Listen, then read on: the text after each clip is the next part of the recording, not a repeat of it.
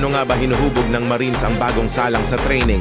Sa sandaling pumasok ang isang bagong salang o recruit sa Philippine Marine Training, doon pa lang nagsisimula ang tunay na pagbabago.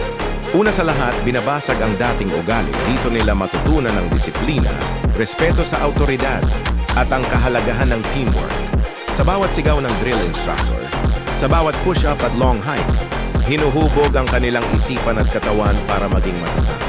Hindi lang ito physical training, mental at emotional conditioning din ito.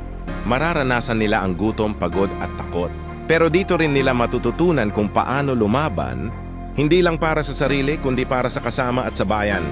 Isa kang sibilyan pagpasok mo, pero unti-unti kang binubuo para maging isang ganap na Marine, matatag, disiplinado at laging handa sa tawag ng tungkulin. Sabi nga nila, you don't join the Marines, you survive it.